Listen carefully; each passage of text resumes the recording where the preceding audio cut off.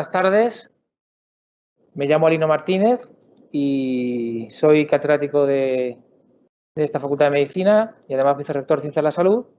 Y para mí es un gran placer estar en esta charla de la Semana del Cerebro con una persona que enseguida os presentaré. Cuando los organizadores me preguntaron si conocía a alguien que pudiera ligar cerebro y COVID, pues la verdad que la respuesta fue inmediata. En concreto, pues me lo preguntó Javier Frontiñán y Alicia, que son las personas un poco que están a cargo de esta conferencia, y la verdad es que la respuesta fue inmediata. El nombre que os voy a presentar ahora es el de Tomás Segura Martín. Tomás Segura Martín es el jefe del Servicio de Neurología del Hospital de Albacete y además profesor titular de esta universidad. Y ahora os explicaré el por qué la respuesta fue tan inmediata. Tomás Segura estudió medicina en Murcia, hizo la residencia en neurología en el Hospital de la Princesa, en Madrid, y después fue becario de investigación en la unidad de ictus en el Hospital Josep Trueta de Girona. Después se doctoró en la Universidad Autónoma de Madrid y desde el año 2000 trabaja en el complejo hospitalario de Albacete. Desde 2009 dirige la unidad de ictus de este centro y desde 2012 jefe de servicio. Ha sido investigador principal en más de 30 ensayos clínicos y desde 2019 es profesor titular de la Facultad de Medicina de Albacete. Cuenta en su haber con más de 150 trabajos indexados y su índice H es 27. Para los que no estén familiarizados, es un índice H mucho más que respetable. Además, es miembro de distintas sociedades, la Sociedad Española de Neurología, la Sociedad Europea de Ictus, etcétera, etcétera. Además, dada su valía científica, es evaluador de la Agencia Nacional de Evaluación y Prospectiva, de la ANEP, y durante su trayectoria científica ha recibido distintos galardones, tanto por el ámbito científico como por el asistencial. En concreto, destaca el primer premio de Gestión y Servicios Generales del año 2007 y el primer premio en la Asistencia Sanitaria 2009, otorgados por la Fundación Sociosanitaria de Castilla-La Mancha. Pero un poco, creo que tiene una trayectoria muy destacable en el ámbito, porque siendo un médico con mucha carga asistencial, esto es muy difícil de conseguir. Pero la ligazón con la enfermedad, la COVID, viene al caso porque tiene, entre sus muchas publicaciones, en agosto del año pasado, en el año 2020, él y su grupo publicaron un trabajo en la revista Neurology. Para quien no lo sepa, la revista Neurology, y luego comentaré otro en la revista Brain, es como si fueran el equivalente a Science y Nature dentro del ámbito de la neurología. Pues el trabajo de agosto publicado en Neurology daba un poco los datos que ellos llamaron el registro ALBA-COVID, ¿no? Y era un registro sobre afectaciones neurológicas en un total de 841 pacientes. Eso es una cohorte enorme y un trabajo muy exhaustivo. De hecho, lo que se puede comparar con ella es otro trabajo que se hizo en Wuhan, el epicentro de la pandemia, y el trabajo de Wuhan pues solo tenía 214 pacientes, ¿no? Habla un poco de la magnitud del estudio que se hizo. De hecho, fue el trabajo más leído en USA, en Estados Unidos, el año pasado. Y el trabajo concluía pues con multitud de afectaciones neurológicas y que hasta ahora no se habían reportado porque era una enfermedad nueva. El siguiente trabajo que voy a comentar también, que tiene relación, seguro que el doctor Segura nos lo comentará con más detalle, es el trabajo que apareció en público en la revista Brain. Y un poco la conclusión de ese trabajo es que es también sobre las afectaciones a nivel vascular de esta enfermedad, y se llega a una incidencia del 1,4% de los pacientes que han sufrido la afectación por COVID. La verdad es que eso parece poco, pero en una pandemia es muchísimo. No voy a extenderme más porque creo que estamos todos deseando escuchar al doctor Segura. Para mí es un placer. Además, conozco a Tomás pues casi desde hace 20 años y, bueno, nuestras vidas han recorrido caminos paralelos y me alegra muchísimo tenerlo hoy aquí. Y, desde luego, no me despido de verlo en vivo y en directo cuando las cosas son posibles. Tomás, cuando quieras. Pues muchas gracias, Alino, por la presentación. Efectivamente, como dices, pues nos conocemos desde hace mucho tiempo y yo pues me alegro enormemente de tu trayectoria y de tener que mencionarte ahora con el don como vicerrector que eres de esta mi universidad. Y agradezco también a los organizadores la oportunidad que me dan de participar con esta charla en la 10ª Semana del Cerebro, precisamente. Lo hablábamos antes, en el 10º aniversario o en el 10º año de andadura de esta Facultad de Medicina de Ciudad Real, que es tan parecida y, por tanto, tan hermana a aquella en la que yo trabajo, que es la de Albacete. Y voy a hablar, como ya ha dicho Alino, de cerebro y COVID, y pedí que se titulara esta charla SARS-CoV-2, un virus neurotóxico, porque en realidad lo que voy a hacer es un poco defender nuestra teoría basada, desde luego, en la literatura previa. Para eso todos, al fin y al cabo, caminamos sobre hombros de gigantes, pero ya hago la precisión que me referiré durante gran parte de la conferencia a trabajos propios que nos han permitido elaborar esta no es nuestra solo, o participar en la elaboración de esta teoría de que el virus del COVID-19, más que un virus neuroinvasivo, es un virus neurotóxico. En cualquier caso, lo que sí que está claro es que se trata de un virus que tiene gran afectación sobre el cerebro. No hay nada más que ver esta búsqueda que he hecho unos minutos antes de la charla y que ha dado como resultado en PubMed, poniendo neurología y COVID, pues 3.400 artículos, de los cuales pues al menos 2.500 son del año pasado y en lo que va de año pues estamos cerca de 1.000. Es decir, que se trata de una afectación con un gran corpus de publicaciones, aunque, como ya ha anticipado Alino, cuando nosotros empezamos a interesarnos en ello no había demasiada experiencia. Empezaré hablando de lo que es el virus, el SARS-CoV-2, porque posiblemente la audiencia, evidentemente todo el mundo está al tanto de lo que es la pandemia COVID-19, pero quizá haya alguien que no tenga todavía, haya clasificado, al menos en su mente, el virus. Es un virus muy común, que estamos acostumbrados los humanos desde hace muchísimo tiempo a convivir con él. Me refiero no al SARS-CoV-2, sino a la familia a la que pertenece, la de los coronavirus, que, bueno, al menos en el alfa y beta coronavirus son algunos de los virus implicados en el trivial y vulgar constipado. Es verdad que la mayor parte de los constipados son por rinovirus, pero otros de los gérmenes capaces de provocarlo son de esta familia, más en concreto alfa o beta coronavirus. Los beta coronavirus irrumpieron con fuerza en la medicina, sobre todo a través del SARS-CoV-1, podríamos llamar, y del MERS, que fueron virus que provocaron pandemias muy limitadas geográficamente y en el tiempo, pero con una gran afectación, puesto que eran enfermedades respiratorias, como la del resto de los coronavirus, pero con una tasa de mortalidad muchísimo más elevada. Estas pandemias que sucedieron en el extremo, en el Medio Oriente, pues no llegaron a afectar a la población europea ni norteamericana y quizá no tuvieron el impacto, desde luego, que ha tenido la actual. Todos los coronavirus se piensan que han llegado al ser humano desde su hospedador natural, que es el murciélago o algún tipo de roedor. Cuando uno ve esto, le llama la atención que así sea, pero si se fija con detalle en las especies de mamíferos, verá que con mucha diferencia la inmensa mayoría de las especies de mamíferos que pueblan la Tierra pertenece a uno de estos dos órdenes, o son murciélagos, más de 1.200 especies diferentes, o son roedores, más de 4.000 especies diferentes. Y bueno, es verdad que no tenemos mucho contacto los humanos con los murciélagos, más con los roedores, y por tanto se piensa que hay un huésped intermediario que al final es capaz de llevar el virus a nosotros. También estos virus que yo he dicho antes que provocan el constipado, como los virus que dieron lugar a las epidemias de SARS y de MERS hace ya unos años, en las que he mencionado anteriormente.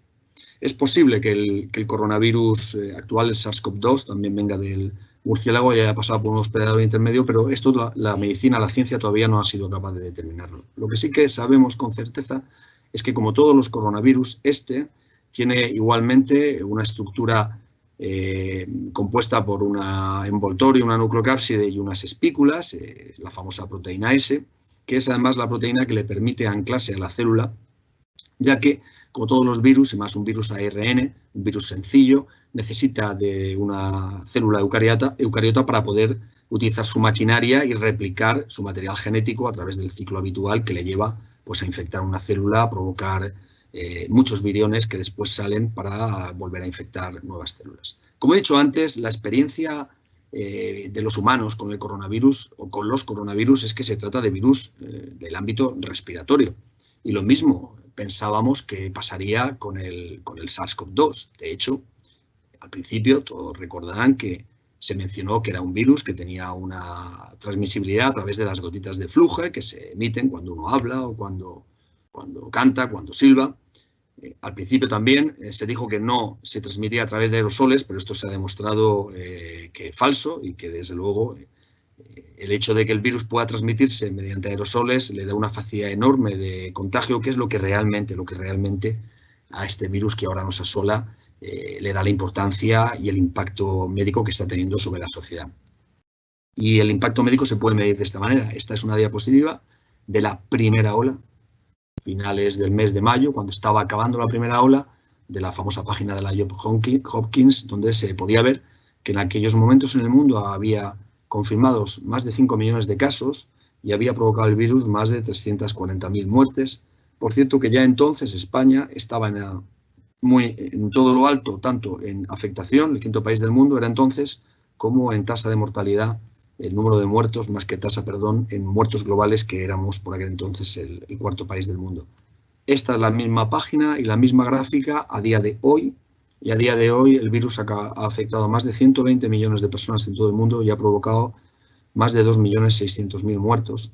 España sigue siendo uno de los países más afectados, tanto en número de casos diagnosticados como en número de muertes, y eso que, como sabéis, se discute mucho el número oficial, porque si hacemos mención a los registros y a los paralelismos con los registros de civiles y de los juzgados, se calcula que en España en estos momentos debe haber provocado más de 120.000 muertos. Pero bueno, quizá en el resto de países pasa lo mismo, que solo se hacen estadísticas oficiales cuando hay una PCR positiva, y por tanto, bueno, es probable que el número de muertos esté muy infraestimado. Lo que sí que quizá es más certero es el número de casos diagnosticados. Con independencia de cuáles sean los números reales para España, los datos son de la misma fuente, las fuentes nacionales, las del Gobierno, las del Ministerio de Sanidad, y estas fuentes, que son las mismas para todo el país, nos aseguran que Castilla-La Mancha ha sido una de las regiones más afectadas. Quiero poner estas gráficas porque son muy llamativas y son gráficas de la primera ola. Allá por el mes de marzo y abril, Castilla-La Mancha, cuando estaba acabando esta primera ola, era la tercera región de nuestro país que había tenido más casos de COVID-19, era la tercera región de nuestro país que había tenido más muertos por COVID-19, solo por detrás, en ambas circunstancias, de Madrid y Cataluña, que como todos ustedes ya habrán apreciado, son dos regiones muchísimo más pobladas que la nuestra, por lo que no es de extrañar que cuando la gráfica se ajusta por población, Castilla-La Mancha, y más en concreto, y de una manera muy llamativa, la ciudad de Ciudad Real o la provincia de Ciudad Real, aquella en la que está asentada la Facultad de Medicina, que ha tenido a bien hoy invitarme a dar esta conferencia. Como decía, la provincia de Ciudad Real fue con mucha diferencia la más afectada de todo el país, seguida bastante de cerca por otras provincias manchegas, con lo que no parece ninguna exageración asegurar que durante la primera ola, Castilla-La Mancha, nuestra región, fue sin duda una de las más afectadas de Europa, si no la más afectada de Europa, y desde luego, con toda seguridad, la que fue golpeada de manera más severa por este virus en nuestro país. Y tengo que contar la experiencia de mi hospital, aunque supongo que la de todos los hospitales de Castilla-La Mancha será muy similar. Nuestro hospital, o el hospital donde yo trabajo, el Hospital Universitario de Albacete, es un hospital, si me permite la expresión, anacrónico. No hay nada más que ver su aspecto externo. No es el típico hospital de la Seguridad Social. Es un hospital que se construyó por la Diputación de Albacete para una población reducida, que era la de los asegurados de la Diputación hace ya 30 años, y que, bueno, pues en estos momentos da cobertura con las mismas instalaciones, prácticamente sin ninguna variación, a una población fija de 400.000 habitantes y para determinadas prestaciones, como puede ser muchas neurológicas, cardíacas o torácicas, a más de la mitad de nuestra región y, por tanto, a más de 1 millón de habitantes. Es un hospital que tiene habitualmente unas 580 camas funcionantes y que, para que se haga una idea, durante los días de final de marzo podía tener ingresados más de 700 pacientes, de los cuales más de 650 eran todos ellos pacientes con COVID-19. Es decir, que el resto de las enfermedades desaparecieron, no venían al hospital o no eran ingresadas simplemente porque no había dónde hacerlo. Y el hospital sufrió un enorme aluvión. Me imagino que pasó también en el hospital de Ciudad Real, y esta semana ha salido publicado, creo que ayer o anteayer, un artículo en El País sobre la experiencia del Hospital Ramón y Cajal, con otros números, porque es un hospital muy grande, pero exactamente todo lo que se cuenta ahí es exactamente, perdón por la redundancia, lo que vivimos en el Hospital de Albacete y quizá en otros centros de nuestra región. Una de las consecuencias de aquello fue que todos los médicos, puesto que no había otro tipo de enfermo, fueron reclutados para atender a pacientes con coronavirus. Entre otros, los neurólogos de mi hospital, todos fuimos reclutados a atender pacientes con coronavirus. Y ya desde el principio, allá por el 15 de marzo, empezamos a observar en los pacientes que veíamos, lo observaron sobre todo mis compañeros, porque yo veía muchos menos enfermos que ellos, no por nada, sino por una cuestión de edad. Priorizamos la atención en función de la edad del médico, procurando defender a los que tienen más años de esta circunstancia. Y vaya, puedo parecer joven o no, no lo sé, pero soy con diferencia el más viejo de mi servicio, así que yo fui el que menos pacientes atendió. Pero ya observamos todos que muchos pacientes hospitalizados por coronavirus tenían afectación neurológica. Y por aquellos primeros días de abril salió publicado online en JAMA Neurology este artículo que ya mencionó antes Alino, publicado por los médicos de Wuhan, en que ellos daban su experiencia con respecto a la manifestación neurológica de un virus que hasta ese momento se había tenido por un virus respiratorio. Y esta es una gráfica extraída de un artículo muy posterior, pero en la que se puede apreciar de lo que estamos hablando. Los enfermos hospitalizados por COVID tienen todos estos síntomas como su principal manera de expresión. Evidentemente que uno de los más frecuentes, aparte de la debilidad general, es la disnea, la fiebre y la tos, pero si luego uno se pone a fijarse en el resto de síntomas que más se reproducen en los pacientes hospitalizados, empezaremos a ver que la mayoría de ellos, o gran parte de ellos, son neurológicos. El dolor de cabeza, la pérdida de fuerza en extremidades, la dificultad para la olfacción, el desequilibrio, la pérdida de la orientación, la alteración del estado mental. En definitiva, lo que nosotros apreciamos es que nuestros enfermos tenían un gran componente de afectación del sistema nervioso, y tomamos la decisión de registrar exactamente cómo era esta afectación. Tenemos la fortuna de trabajar en un sistema sanitario, el SESCAM, que tiene muchos defectos, pero también algunas virtudes, y una de ellas es que tiene un sistema informático bastante bueno. Es tedioso al principio, pero después tiene muchas ventajas, el famoso Mambrino, y nos permitió recoger de manera retrospectiva, en la inmensa mayoría de los casos, eso sí, toda la sintomatología y la clínica neurológica de nuestros pacientes, de manera que cuando acababa el mes de marzo, nosotros habíamos recogido más de 1.000 casos solo en marzo de coronavirus. Tuvimos pues el interés y también el mérito en esas circunstancias tan terribles, donde no había sábados ni domingos y apenas turnos de descanso, pues en nuestro tiempo libre hacer la recogida y después el razonamiento, escribir el artículo, mandarlo a publicar y que el artículo estuviera en la revista antes del 15 de abril y antes del 1 de mayo había sido aceptado. La primera semana de mayo estaba online ya en prensa. Y esa primera semana de mayo nosotros le dijimos al mundo científico, al mundo médico, que la afectación neurológica en los pacientes coronavirus era muy frecuente. Este es el artículo de Mao, esta es una revisión posterior con todos los artículos, falta ahora alguno más reciente, pero el nuestro, que como ya ha dicho antes Alino, contaba de 841 pacientes, les mandamos a Neurology más de 1.000, pero no nos aceptaron aquellos en los que no había una PCR positiva. Nosotros pensamos que si el paciente tenía clínica respiratoria y un TAC torácico compatible con un SARS-CoV-2, como no podíamos hacer PCR a todos porque entonces no había, como tampoco había mascarillas, por cierto, pues bueno, pues pensábamos que debíamos incluirlo en el listado, pero Neurology es una revista muy seria y no nos aceptó más que los que tenían PCR positiva. De manera que este artículo fue el primero que se publicó en el mundo occidental sobre la afectación neurológica y sigue siendo uno de los más extensos. Nuestros datos fueron estos, que yo voy a repasar de manera muy rápida.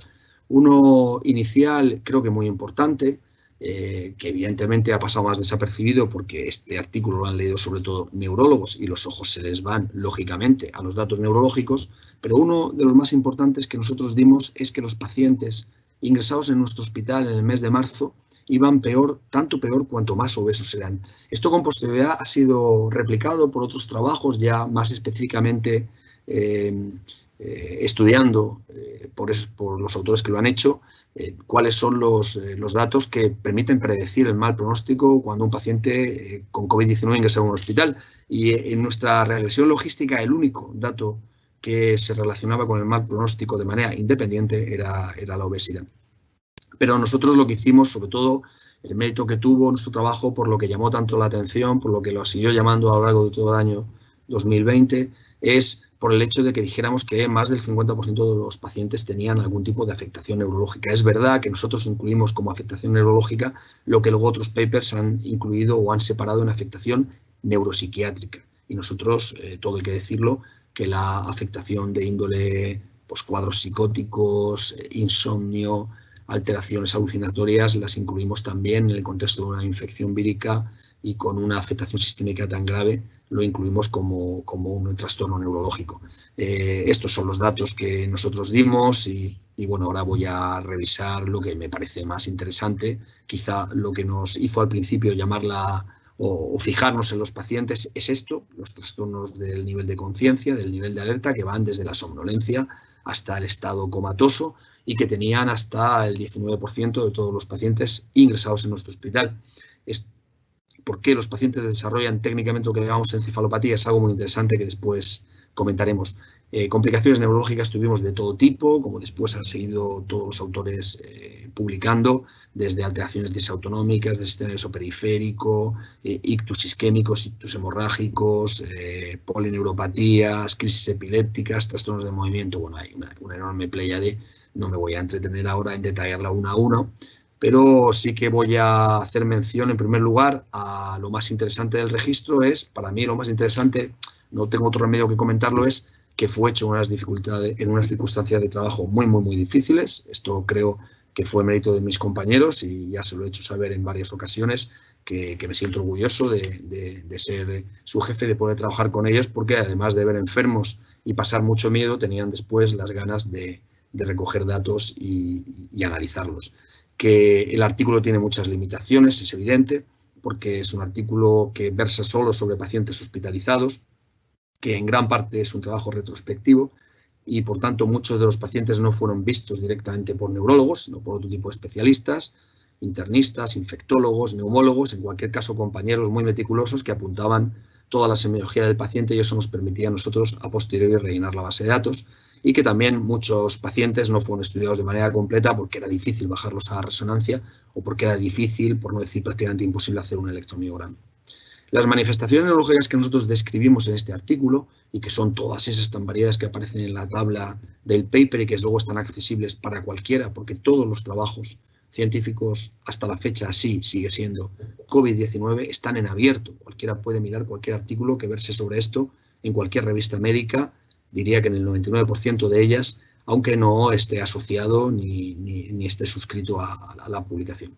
Pero las manifestaciones yo las divido en este grupo, las generales, y llamo generales, pues tener cefalea, estar mareado, que te duelen todos los músculos, el perder el olfato y el gusto, que también es muy característico de la enfermedad, los trastornos de nivel de alerta, que llamamos encefalopatía los neurólogos, los trastornos de movimiento, las crisis epilépticas, las complicaciones cerebrovasculares y luego las desminimizantes y las polineuropatías. Voy a decir en primer lugar que estas primeras, las generales y la pérdida de olfacción, bajo mi punto de vista, responden a una invasión directa del virus al sistema nervioso. En cambio, estas otras, la encefalopatía, trastornos del movimiento y las cerebrovasculares, responden mayoritariamente al enorme marasmo inflamatorio, lo que se ha dado en llamar tormenta de citoquinas, que sufre un porcentaje importante de los pacientes, y también a el estado de de afectación global que tienen los pacientes. Muchos están en fallo renal, desde luego la mayoría tienen hipoxia cuando están graves, son hipertensos, sufren patología del enfermo crítico, les hemos dado todo tipo de fármacos un poco a la desesperada, muchos de ellos con enorme cantidad de efectos secundarios, y todo esto se lo hemos hecho a un paciente en el que, como luego comentaré, posiblemente existe una disrupción de la barrera hematoencefálica y, por tanto, hace a su cerebro mucho más susceptible a todas estas circunstancias, mucho más vulnerable, y de alguna manera pueden explicar estas complicaciones neurológicas que yo he mencionado antes. Por último, las desmielizantes, lo que la gente entiende como esclerosis múltiple o encefalomielitis aguda diseminada, y también gran parte de las complicaciones polineuropáticas dependen de un estado de inmunidad cruzada y se producen en general con unas semanas de retraso con respecto a la primoinfección por el virus. Y si vemos esta gráfica, que es muy interesante, podemos hacernos una idea de lo que yo acabo de decir. La cefalea, las mialgias, la pérdida de olfacción aparece enseguida que el virus llega, porque depende directamente del virus y, por tanto, en la primera semana ya aparecen estos síntomas. Por el contrario, el cuadro neurológico grave, con ictus o con encefalopatía, aparece a partir de la segunda semana, que es cuando se desarrolla la tormenta de citoquinas. Todo esto puede estar con seguridad empeorado por algunos efectos secundarios de los tratamientos tan agresivos que hemos dado, al menos en la primera ola, y, por supuesto, siempre que hay una tormenta de citoquinas y un estado inflamatorio exacerbado, se acompaña de un estado protrombótico, porque es uno de los mecanismos que utiliza el organismo en general para limitar la diseminación de una infección extraña, que es, si yo provoco una reacción inflamatoria defensiva, provoco también una reacción protrombótica para evitar que la circulación sanguínea sea capaz de llevar lejos aquel germen que yo quiero parar. Por último, las complicaciones postinfecciosas, las que llamamos de reactividad cruzada, se suelen ver unas semanas después, y son estos casos que se han descrito de síndrome de Guillain-Barré o de afectación tipo esclerosis múltiple.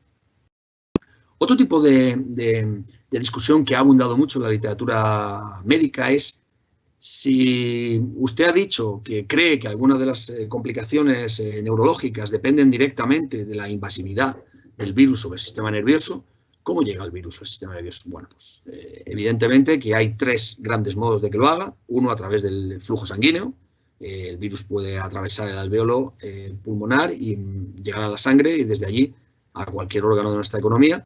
O puede hacerlo a través de un transporte retrógrado axonal por el nervio olfatorio o por el nervio vago. Muy interesante esto, porque cuando se han hecho estudios necrópsicos, la verdad es que se ha visto pocas veces el virus dentro del cerebro, pero en los sitios en los que más abundaban viriones dentro de neuronas eran neuronas del tronco cerebral, allá donde acaba el vago, y neuronas del lóbulo frontal, muy cerca de donde llega el nervio olfatorio. Como resumen de nuestra experiencia en la afectación neurológica con este virus, diremos una vez más que creemos que hay unos síntomas neurológicos inespecíficos, como la cefalea, las mialgias, la anosmia, que se ven más en pacientes menos graves y que aparecen, como ya he dicho antes, tempranamente tras la infección, probablemente porque se relacionan directamente con la acción del virus. Y luego, estos otros síntomas neurológicos más específicos, que aparecerían en pacientes graves, porque son los que desarrollan la tormenta citoquínica.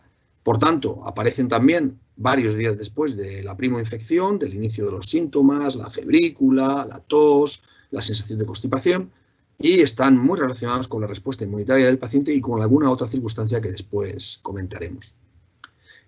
Como muchas veces me preguntan cuando doy conferencias o a través del correo electrónico de atención al público que tenemos en el servicio de neurología por la anosmia, bueno, pues voy a decir dos palabras sobre la anosmia. La anosmia, que también se acompaña de disgeusia, porque todo el mundo sabe que en realidad el sentido del gusto es un sentido muy, muy banal, que solo cuenta con 4 modalidades: amargo, dulce, salado y ácido. Pero lo que la gente llama gusto, en la inmensa mayoría de las veces, lo que le permite degustar un buen vino o degustar unas lentejas bien cocinadas. Esto depende del órgano del olfato y de los volátiles que estas sustancias dejan escapar y que impregnan nuestras terminales olfatorias, llegando a nuestro cerebro y permitiéndonos, una vez más, agradecer a nuestra madre la mano que tiene a la hora de cocinar. O al enólogo que hizo el vino de la Mancha, que tan bueno nos está.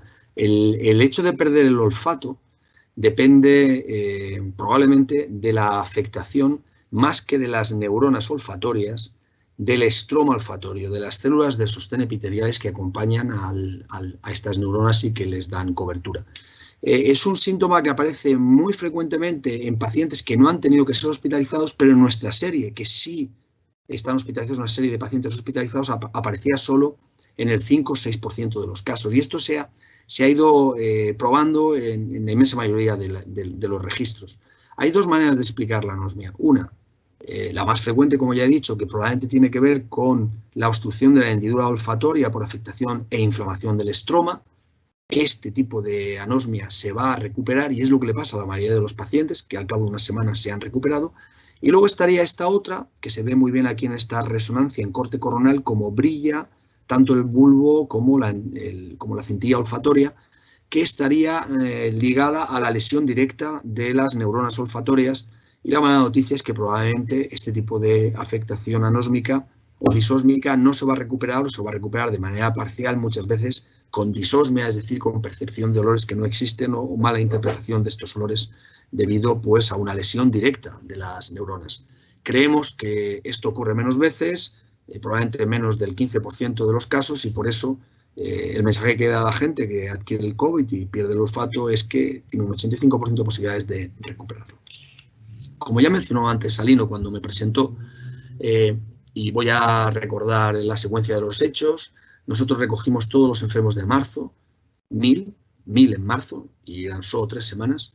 Los mandamos a Neurology, nos publicaron el artículo con 841, pero seguimos registrando durante el mes de abril, y antes de que acabara abril habíamos recogido 1.683 pacientes en nuestro hospital que estaban igualmente bien tabulados y bien estudiados, de manera que preparamos un segundo artículo centrado específicamente en la patología cerebrovascular, porque al fin y al cabo es a lo que más nos hemos dedicado en mi servicio y yo personalmente, pero también porque nos dimos cuenta de que, además de demostrar nuestra experiencia en patología cerebrovascular y COVID, podíamos aportar algo más, puesto que teníamos muestras patológicas. Este fue el artículo, se publicó en Brain. Brain es un poco más lento de reflejos que Neurology, y Neurology, ya digo que la primera semana de mayo ya estaba el artículo en internet. Brain pues tardó un poco más en hacerlo, creo que llegó en julio o quizá en agosto. Y además de nuestra experiencia con ictus, que fue esta, aquí se resume la que tuvimos. Tuvimos más casos de los que correspondían de ictus enterotuberto-basilar, más ictus de etiología no aclarada de lo que un neurólogo está acostumbrado. Había más casos de disección y vasculitis y más presencia de sangrados corticales de lo que correspondería. Además de esto, pudimos constatar que el pronóstico global de los pacientes era mucho peor. Al final los dábamos de alta siendo dependientes o se morían durante la hospitalización el 64%. Es una barbaridad porque nuestros números históricos a lo largo de los 5 años anteriores para el mismo tipo de gravedad de ictus iban entre el 20 y el 36% de mortalidad o darlo de alta con algún tipo de dependencia. Es decir, si el paciente queda perfectamente recuperado, pues lo hace en nuestro caso ya desde hace 5 años hasta en un 80% de las ocasiones, y en el caso de los pacientes atendidos durante esos 2 meses por ictus, pues fijaros que el pronóstico fue ominoso hasta en un 65% de los mismos. Y para explicar por qué ocurría esto, quiero poner este caso clínico real de aquellos días.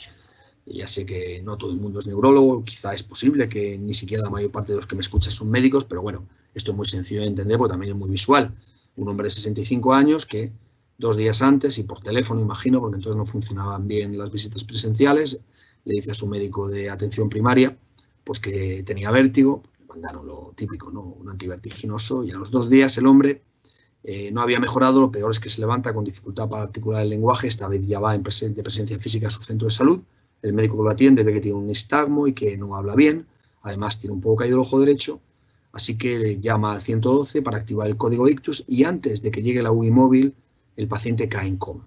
Tiene un Glasgow 3, es intubado, nos llega a nuestro hospital, le hacemos un TAC, como todo código ictus, y lo que vemos ya en el TAC de inicio, menos de 1 hora de evolución del paciente de esta visita al centro de salud, es que tiene un infarto de 2 días de evolución. O sea que el vértigo que había tenido hacía 2 días en realidad, como pasa muchas veces, sea un infarto de la arteria cerebrosa posterior inferior, es un infarto de la pica derecha. El paciente tiene una lesión ya establecida, reciente, por tanto no se le puede dar tratamiento intravenoso con TPA, hay que actuar directamente mediante trombectomía, es decir, no dar ningún químico sistémico, sino utilizar un dispositivo que va a llegar hasta el trombo y lo va a extraer. ¿Y dónde está el trombo?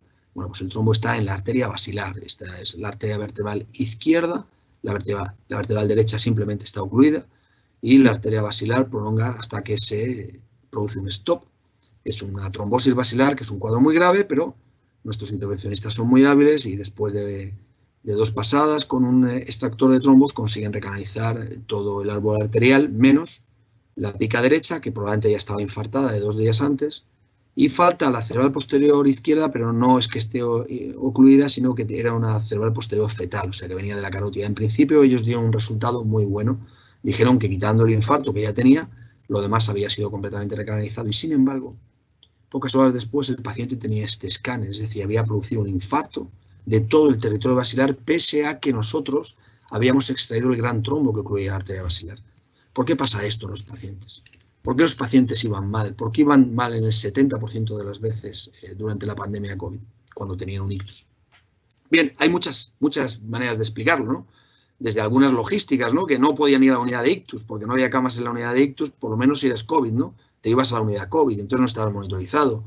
O que había pacientes que tenían muchas arterias afectadas, o que el territorio vertebrovasilar va peor, o que además tenían una situación sistémica, no era el caso de este señor que venía de su casa sin saber que tenía COVID, pero otros hacían el infarto teniendo ya un COVID grave.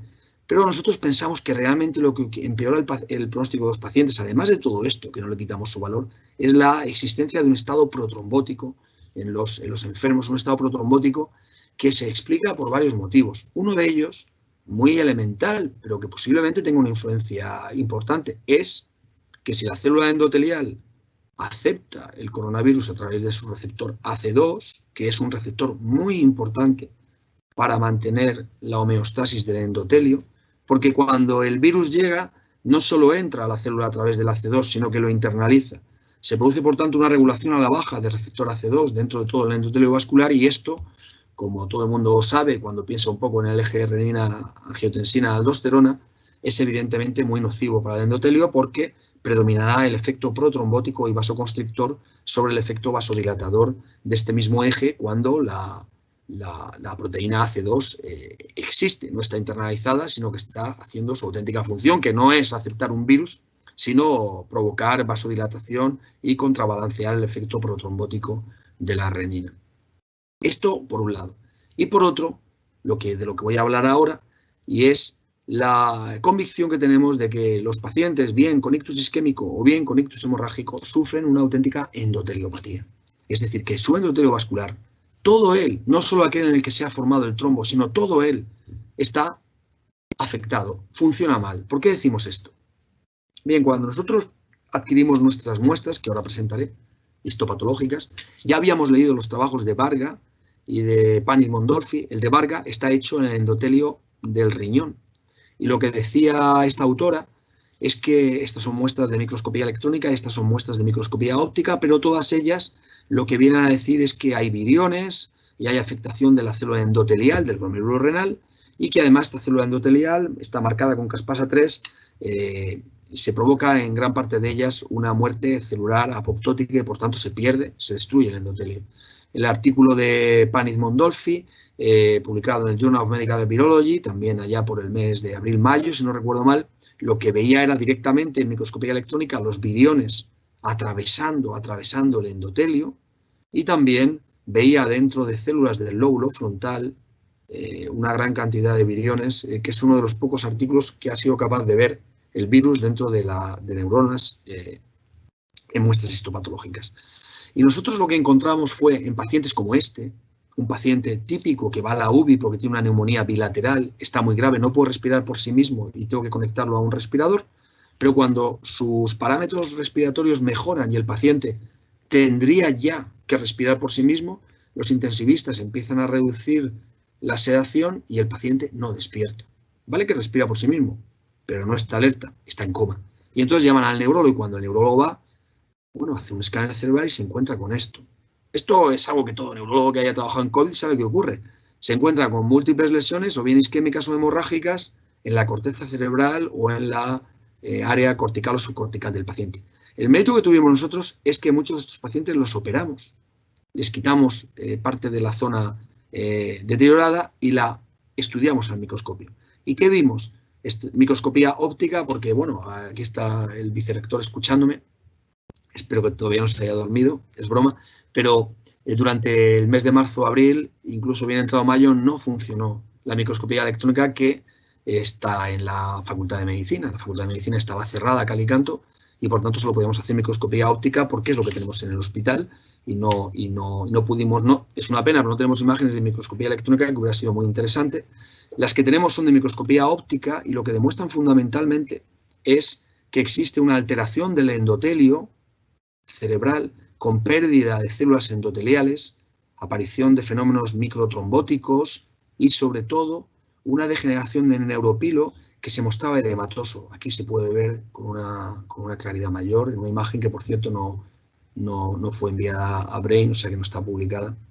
Esta sí que es igualmente de la publicación y en esta pues es otro paciente con el mismo recorrido, muy similar al que he comentado antes, un paciente que no despierta, que tiene múltiples áreas hemorrágicas, que se interviene y en el estudio de la muestra cerebral lo que apreciamos de nuevo es cómo existe un despegamiento de muchos capilares con pérdida de células endoteliales, en algunas de ellas prácticamente es inexistente, degeneración del neuropilo de nuevo y muy interesante, podemos ver hiperreactividad, como ya veía Varga, de las células endoteliales y esta muestra de aquí, donde está la estrella, son células endoteliales que no están dentro de un tejido cerebral, sino que están dentro de uno de los trombos que extrajimos de los pacientes, como el que puse al principio con el trombo basilar, a los que tuvimos que hacer trombectomía durante la pandemia. Por tanto, nosotros veíamos también células endoteliales desprendidas. Y uno puede pensar, claro, es que ustedes utilizan un dispositivo, un extractor de trombos que se llama stent driver, que es metálico y que, bueno, cuando tira del trombo, de alguna manera lesiona el endotelio. Pero claro, nosotros tenemos una tromboteca en Albacete y tenemos 500 trombos en nuestra tromboteca y nunca jamás habíamos visto, hacemos siempre una tinción histológica del trombo, nunca jamás habíamos visto células endoteliales desprendidas. Así que, al fin y al cabo, quien fabrica esto lo fabrica bien y con un material adecuado. Lo normal es que no provoque lesión en el vaso más allá de la lesión que ya haya provocado la enfermedad. Como tenemos una tromboteca, recogemos todos los trombos, los analizamos y esto es muy visual y es un artículo que está ahora enviado y por tanto del que no puedo dar muchos más detalles, pero sí que quiero dar este detalle visual. Estos son trombos homogeneizados ya. Este es un trombo sin procesar y este es el trombo homogeneizado antes de hacer la proteómica y se puede ver, lo veíamos en todos ellos, como el trombo de los pacientes COVID siempre tenía este aspecto más oscuro que el trombo normal, ¿no? Y bueno, nuestros análisis nos permiten asegurar que esto es así porque no solo hay células endoteliales dentro del trombo, que no vemos en ninguna otra circunstancia en nuestra extensa tromboteca, sino que también estos trombos tienen mucha más cantidad de hierro que los trombos normales. El por qué es así, pues bueno, es lo que tratamos de dilucidar y ahora tendremos nuestra discusión con los revisores en el artículo que hemos preparado al respecto. Me gustaría acabar en los próximos 5 minutos, 6, 7, hablando de otra afectación neurológica que ha cobrado valor cuando nos hemos ido alejando de la fase aguda y de las pandemias graves de coronavirus. Todo el mundo está acostumbrado a esta nomenclatura, primera ola, segunda ola, tercera ola. Acabamos de superar la tercera ola y dicen en la televisión, los medios de comunicación, ¿habrá cuarta ola? Los españoles, si no tienen precaución en Semana Santa, ¿seremos capaces de provocar una cuarta ola? Yo digo que la cuarta ola ya está aquí, porque nosotros los médicos decimos que la primera ola fue esta, de marzo y abril, que acabó y colapsó nuestro sistema sanitario, pero ya sufrimos una segunda ola que fue la que provocó posponer la atención de todas las enfermedades agudas, cuántos pacientes con enfermedades oncológicas o enfermedades hematológicas, neurodegenerativas, han quedado retrasados, han quedado atrás y ya no tendrá solución por el hecho de que todo el sistema sanitario colapsó y tuvimos que dedicar todos nuestros esfuerzos materiales y humanos a atender a los pacientes ingresados por coronavirus. Igualmente pasó con los médicos de atención primaria. Esta tercera ola que nosotros llamamos es la que tiene como consecuencia la interrupción de los controles de enfermos crónicos. Cualquier neurólogo que ha visto en sus consultas estos días a los pacientes con Parkinson, con Alzheimer, con cualquier otro tipo de enfermedad neurodegenerativa, ha constatado que la progresión de su enfermedad ha sido muy superior a la que correspondía por los meses que hacía que no lo veíamos. De alguna manera, el confinamiento, la falta de ejercicio, el mal descanso nocturno, la inquietud o lo que fuere, ha empeorado a pacientes sin necesidad de que hayan sufrido infección por COVID-19.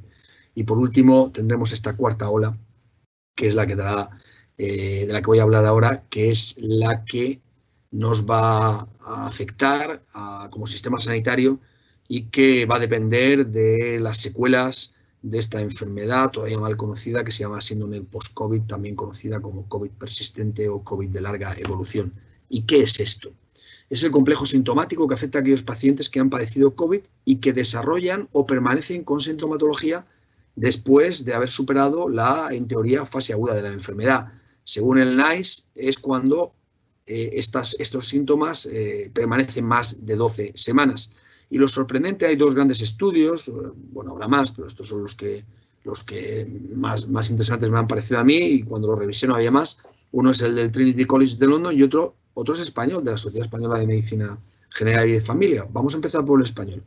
Este estudio, que se hizo pocos meses después de la primera ola, observó que había muchos pacientes que se quejaban de sintomatología, que no se acababan de recuperar después de haber pasado un COVID que muchas veces había sido banal.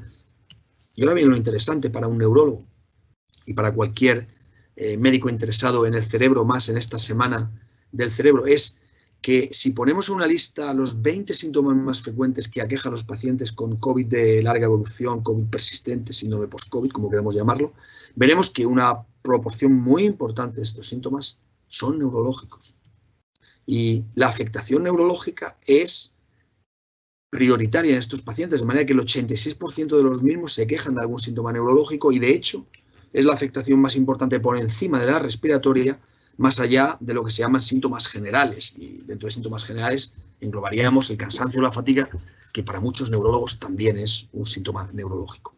El Trinity College hizo esta misma encuesta, pero de manera internacional, en 56 países, y encontraron prácticamente los mismos datos que vimos aquí en España, que la mayor parte de estos pacientes, sorprendentemente, eran mujeres, digo porque la mayor parte de pacientes graves con coronavirus, como todo el mundo sabe, porque se ha dicho mucho, hasta en la televisión, son varones. Es decir, que el varón tiene más riesgo de morir de un COVID y la mujer tiene más riesgo de, si tiene COVID y lo supera, la fase aguda, desarrollar un síndrome post-COVID. Esta es nuestra estadística, la de nuestra consulta post-COVID, y es también todavía más exagerada porque en nuestro caso prácticamente el 90% de los pacientes son mujeres, que por cierto tienen una edad media de 50 años. Así que nos encontramos con que el síndrome post-COVID tiene algunas peculiaridades. Primera, predomina mucho en las mujeres. Segunda, es muy habitual, o sea, nosotros tenemos una estadística de cuál es el porcentaje de trabajadores sanitarios en nuestra área y cuál es el porcentaje de gente que aqueja post-COVID. Y es verdad que puede haber un sesgo, porque a lo mejor tienen más acceso a nosotros, pero es algo que han visto todos los autores. Los trabajadores sanitarios, de alguna manera, están más o tienen más propensión a desarrollar sintomatología COVID persistente. No sé muy bien si porque estuvieron sometidos a una mayor carga viral o porque han estado sometidos a una mayor carga emocional, pero lo cierto es esto. La sintomatología es muy variada, múltiple. En el caso neurológico, lo que domina el cuadro clínico son las quejas cognitivas, el fenómeno que decimos de punta de la lengua, ya no me salen las cosas, el fenómeno de no ser capaz de hacer varias cosas a la vez, la gente se queja de que no es capaz de subir las escaleras, cuando se pone delante de la escalera tiene que pensar cómo he hecho la pierna, cosas sorprendentes porque te dicen los pacientes, ¿no? Tengo parestesias todo el día, cualquier esfuerzo mental me deja agotado durante horas, me duele la cabeza a mí que jamás había tenido dolor de cabeza. Y todos estos pacientes llegan a las consultas del neurólogo, el neurólogo les hace las pruebas que tiene a su disposición, las analíticas específicas, la resonancia cerebral y medular, electroencefalogramas, electromiogramas. ¿Y cuál es el resultado? 99% de las veces son normales. No encontramos ningún tipo de alteración en las analíticas generales. Sin embargo, nosotros pensamos que tenemos un modelo homogéneo, porque casi todo el mundo tuvo la enfermedad en la misma época, casi todos los pacientes de los que hemos visto en nuestra consulta son de la primera ola y además con una misma causa, que es el virus SARS-CoV-2, y pensamos, por tanto, que tenemos una buena oportunidad para tener un mecanismo fisiopatológico único o al menos muy parecido en miles y miles de pacientes y, por tanto, una muy buena oportunidad para conseguir indagar sobre la patogenia de esta enfermedad y, por tanto, poder descubrir un tratamiento que sea útil. Sobre la fisiopatología o la patogenia de la enfermedad hay mucha discusión. Esta es una gráfica extraída de este artículo de Journal of Neurology, donde ellos no hablaban del post-COVID, hablaban de las potenciales secuelas a largo plazo del COVID. Un poco por analogía con lo que pasó con la encefalitis letárgica de von Economo, que apareció en el tiempo muy próxima a la gran pandemia de gripe del año 18, ¿no? Y lo que vienen a decir los autores es posible que se produzca una afectación larvada dentro del cerebro que ha sufrido esta disrupción de la barrera hematoencefálica, que yo ya he demostrado que tenían nuestros pacientes en nuestras muestras patológicas y que todo el mundo acepta ya como cierta, que de alguna manera la inflamación sistémica o la colonización intestinal puedan llegar a afectar al cerebro a largo plazo, dando enfermedades neurodegenerativas. Bueno, enfermedad de Parkinson, narcolepsia, esclerosis múltiple, aquí los autores hipotetizaban sobre ello. Nosotros creemos que el síndrome post-COVID tiene más que ver con esta otra circunstancia, lo que llamamos el cerebro del enfermo. El sickness behavior es la conducta que tiene una persona cuando tiene una infección vírica. Todos hemos sufrido alguna gripe o alguna infección de vía respiratoria que nos ha dejado tumbados, pero si uno lo piensa, ¿por qué se queda tumbado? Es decir, es que no me apetece nada. Llega tu mujer a mediodía y bueno, ya que no has ido a trabajar porque no podías, por lo menos habrás leído un libro, ¿no? Pues no, mira, es que no he hecho nada. ¿Cómo que no has hecho nada? ¿No? ¿Qué has hecho? No, estoy aquí sin hacer nada. No me sentía con fuerzas para hacer nada. Y esta conducta del enfermo depende probablemente de una puesta en stand-by de nuestro cerebro y tiene una razón de ser, de ahorro de energía o de implementación de los recursos cuando el organismo está combatiendo una infección, pero el cerebro, que al fin y al cabo es nuestro órgano más avanzado, es posiblemente también el que más lo sufre y de alguna manera pensamos que el síndrome post-COVID puede tener que ver con esto, con la conducta del enfermo, con un mecanismo de afectación neuronal de redes complejas, no de las básicas, porque cuando el paciente va al neurólogo y nosotros lo exploramos, no le falla ninguno de los sistemas, ni el sensitivo, ni el motor, ni el cerebeloso, ni el de los ganglios basales, ni el equilibrio, no le falla el movimiento ocular, ni la vista, no, pero el paciente dice que no es el mismo, que no es capaz de hacer lo que ya hacía antes. Realmente creemos que lo que está fallando es la conexión más compleja entre circuitos neuronales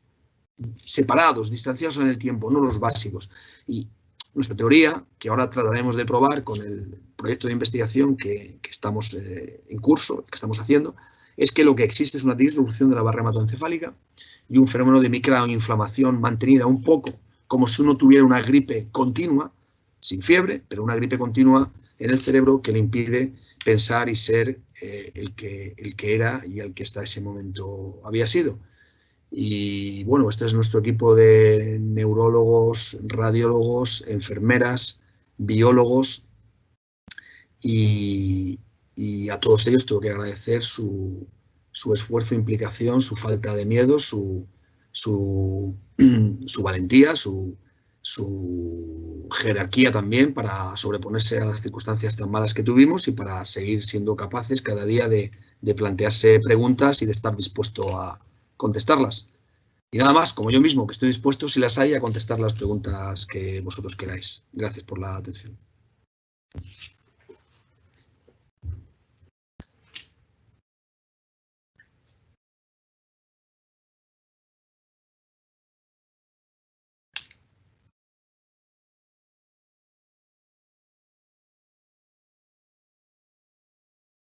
Alino, no se oye el micrófono.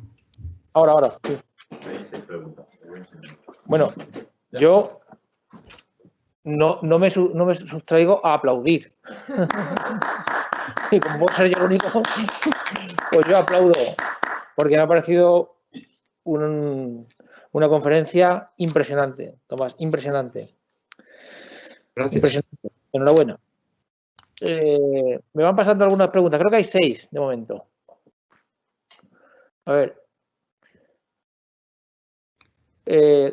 Una pregunta. La primera es, cuando habla de paciente COVID, ¿se refiere siempre a pacientes ingresados? Nuestros trabajos han sido sobre pacientes ingresados. Es decir, bueno, lo que estamos haciendo ahora, lo que llamamos el ALBA COVID-2, es ambulatorio. Son pacientes que tienen el síndrome post-COVID, la mayoría vienen de su casa y no tuvieron que ser ingresados porque pasaron un COVID banal y si no era tan banal no había cama para ellos, ¿no? Y como no tenían problema respiratorio, se ingresaba sobre todo a quien necesitaba soporte ventilatorio, necesitaba oxígeno, ¿no? Y nuestro trabajo, tanto el de Neurology como el de Brain, tiene ese sesgo. Está hecho sobre pacientes COVID-19 que precisaban hospitalización, efectivamente. Muy bien. La siguiente pregunta es, hace 8 meses sufrí un ictus. Teniendo en cuenta las dudas sobre la implicación de la vacuna AstraZeneca en el desarrollo de trombos, ¿les aconsejaría usted que me vacunase con ella? Esta pregunta me la han hecho mucho en las últimas 24 horas. La vacuna AstraZeneca se ha relacionado, parece ser, con algunos fenómenos trombóticos venosos. Esto no es raro en muchas vacunas, porque al fin y al cabo, cuando te ponen una vacuna, lo que pretende quien te la pone es estimular tu sistema inmune, para que si aparece luego el bicho malo, da igual que sea el de la gripe, que la malaria, que la malaria no tiene vacuna todavía, bueno, sí, inventada por un español, pero que el SARS-CoV-2, pues seas capaz de combatirlo, ¿no? Entonces, el hecho de que te propicien un aumento del sistema inmune, como ya dije yo en algún momento de mi conferencia, esto va muy ligado. Los fenómenos inflamatorios y de aumento de la inmunidad tienen tendencia a provocar una tendencia hacia la protrombosis. Así que no es tan raro que una vacuna pueda provocar un fenómeno trombótico venoso. Ahora, claro, si la trombosis es de una pequeña vena de la pierna, es que hasta pasa desapercibida. Si la trombosis, que es lo que ha ocurrido y por eso han parado la vacunación, en 8, 10, 11 casos, una docena que van ya, es en las venas del cerebro, como esto es muy raro, nosotros ingresamos 1000 ictus cada año en mi hospital y 1 o 2 trombosis venosas cerebrales cada año. Por tanto, como esto es muy poco esperable, es por lo que ha surgido la alerta y algunos países han decidido, incluido el nuestro, parar la vacunación. A grosso modo, la posibilidad de que alguien se ponga una vacuna de AstraZeneca o cualquier otra y tenga una trombosis venosa es mucho más pequeña que el riesgo de que si no te pones la vacuna puedas coger el COVID. Por tanto, el mensaje médico basado en la estadística es interesa vacunarse. Ahora, que cada uno de nosotros va a contar la historia según le vaya, si te pones la vacuna, que creo que los ingleses lo han puesto a millones y no ha habido casi ningún caso de trombosis y no te pasa nada, pues dirás, mira qué bien, estoy protegido. Si te la pones y tienes una trombosis venosa, pues vaya gaita con la vacuna de AstraZeneca. Yo creo que dentro de 15 días autoridades sanitarias dirán que se vuelve a iniciar el programa de vacunación y quizá, supongo, con alguna precaución adicional, que es, bueno, que después de la vacuna los pacientes deben revisar esto, los médicos tendrán que ver al paciente a los 7 días o añadir en algunos pacientes de más riesgo y habrá que delimitar quiénes son estos. Una vez los vacunamos, darle una simple aspirina para que la tomen y prevenir fenómenos trombóticos. Muy bien. O sea, que la respuesta es sí, mi consejo es que se vacune. Muy bien. Carolina, me gustaría saber si han observado cambios en la personalidad o estados de desinhibición en pacientes COVID, dado que el virus se acumulaba en mayor medida en el lóbulo frontal. Bueno, sí. Hemos visto muchísimos trastornos psiquiátricos. Tengo por aquí los números exactos de nuestro artículo y los leo. En nuestros 841 pacientes apreciamos trastorno psicótico en el 1,3%, depresión en el 5,2% y ansiedad exacerbada en el 8%. Que esto sea debido a una afectación directa del virus en el lóbulo frontal es más discutible, porque los alemanes hicieron muchos estudios necrópsigos y la carga viral en el cerebro era prácticamente despreciable. Nosotros hicimos punciones lumbares a todos estos pacientes al principio y no encontramos PCR positiva en el líquido cefalorraquídeo. Entonces, posiblemente, yo apuesto más por el hecho de que los pacientes estaban graves y tenían alterada su barrera hematoencefálica, y cuando se altera la barrera hematoencefálica el cerebro no funciona bien, y todo médico sabe que cuando un paciente tiene una simple infección de orina, puede desarrollar un síndrome confusional agudo y volverse completamente loco. A los 3 días se le pasa y dice, ¿cómo, doctor? Pero que me dice usted que yo le insultaba, eso es imposible, y es verdad, porque era el hombre más educado del mundo y vuelve a serlo, pero durante esos 3 días se volvió completamente loco, lo que se llama un síndrome confusional agudo, ¿no? Pero vaya, yo no creo que sea directamente por afectación citopática sobre el lóbulo frontal del virus. Creo, esta es mi teoría, que no es un virus neuroinvasivo, aunque sí es un virus muy neurotóxico.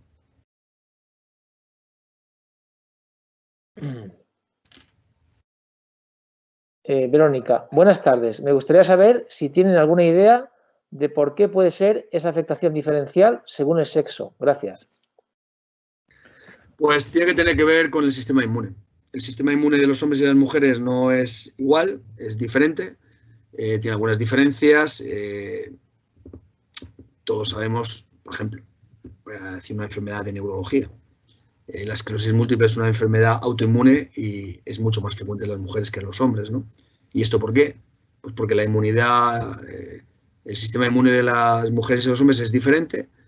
Voy a poner este símil, aunque yo no soy muy experto en inmunología, pero bajo mi punto de vista yo me hago esta idea mental y digamos que el sistema inmune de los hombres es más agresivo, por eso han muerto muchos más varones durante la fase aguda del coronavirus, porque los que han muerto por coronavirus casi todos lo han hecho por la tormenta citoquímica, y esto es más fácil que aparezca en un hombre, pero el sistema inmunitario de la mujer es más diésel, más mantenido, y por eso, bueno, eso que decimos a veces, que nadie me lo tome como machista, pero vaya, yo cuando me enfado a mí se me pasa enseguida, y a mi mujer por lo menos, y a muchas otras que conozco, no se ponen tan alteradas, pero les dura más, ¿no? Pues con el sistema inmune, valga esta analogía jocosa, pasa un poco igual, y yo creo que la diferencia viene por ahí.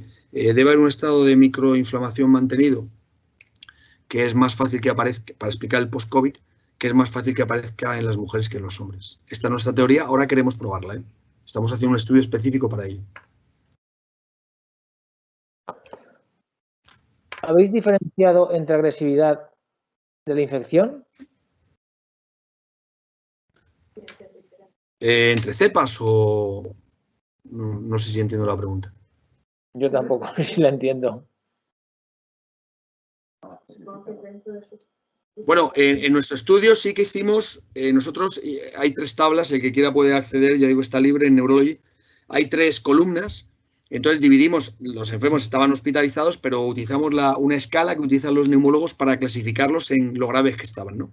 Entonces, por ejemplo, era más fácil encontrar hiposmia en los pacientes, estando todos hospitalizados, menos graves que en los más graves. Entonces hay 3 columnas, la del dato global, la del dato en los pacientes menos graves y la del dato en los pacientes más graves. O sea, es la distinción que hicimos en lo agresivo que estaba siendo el virus en los pacientes durante la hospitalización. Pero es una escala neumológica. Casi todo el mundo ha utilizado para la gravedad del SARS-CoV-2, del COVID-19 hospitalizado, una escala de afectación pulmonar, porque al fin y al cabo hay que reconocer que cuando ingresaban, casi todos lo hacían porque necesitaban soporte respiratorio. Bueno, creo que ya no hay más preguntas. No sé si vosotros tenéis alguna. Yo sí, me voy a reservar la última. Porque ha habido una cosa que me ha gustado mucho al principio y al final. Bueno, han hecho varias cosas. Por ejemplo, cuando has comentado el tema de la anosmia, comentabas que el tema de la anosmia es un poco más por la compresión de la inflamación de lo que es el epitelio o el soporte al epitelio, mientras que la disosmia sería un poco más afectación neuronal en sentido más estricto. Y luego, cuando has hablado del síndrome post-COVID, la hipótesis que tienes en la cabeza es que el síndrome post-COVID no es una afectación de un circuito, digamos, básico primario, sino circuitos polimodales a nivel cortical.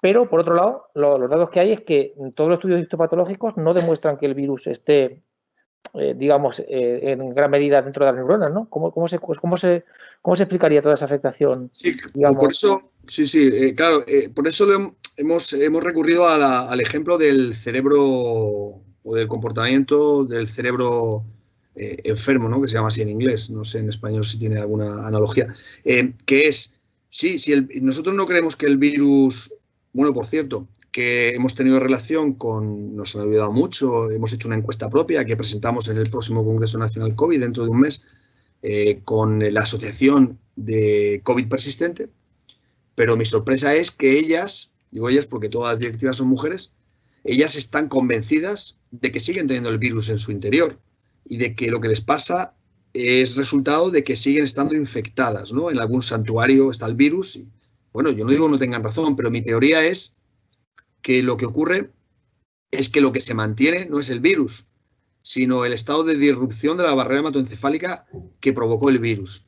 Y este estado, de alguna manera, provoca una microinflamación mantenida dentro del cerebro que, sin necesidad de que haya ningún virus dentro, es capaz de alterar los circuitos más complejos, los que requieren más gasto energético o los que requieren un funcionamiento más preciso de todo el encéfalo, ¿no? Y por eso muchos pacientes dicen, si yo soy capaz de hacerlo todo bien, la gente, voy al médico de cabecera, no me quiere dar la baja, y voy al inspector y me dice, pero mire, es que mi profesión es jefe de sala de un restaurante. ¿Y sabe usted en qué consiste eso? Consiste en estar atento a que aquella mesa todavía no le ha llegado el vino, que el otro señor se está moviendo mucho por seguramente quiere saber dónde está el baño, que le falta el segundo plato de tal. Y todas estas cosas que yo antes hacía de corrido, era mi trabajo, ahora no soy capaz de hacerla. No sé explicarse de otra manera, pero eso es lo que me pasa. Y yo digo, bueno, al fin y al cabo es como una dispraxia, ¿no? Como decimos los neurólogos. El paciente es capaz de hacer cada acto motor por sí mismo, pero como le diga que me haga una cosa concatenada, entonces no es capaz de hacerlo, ¿no? Lo que decimos que tiene una dispraxia. Pero claro, esto sería una dispraxia muy sutil, ¿no? Porque realmente si yo les hago las pruebas habituales que hacemos en la consulta en nuestra camilla para ver la praxia ideomotriz, no la tienen. Y sin embargo el paciente, una de dos, o me quiere engañar, me está contando un cuento para que le dé la baja al médico de cabecera, o realmente tiene estos síntomas. Yo he optado por creerlos.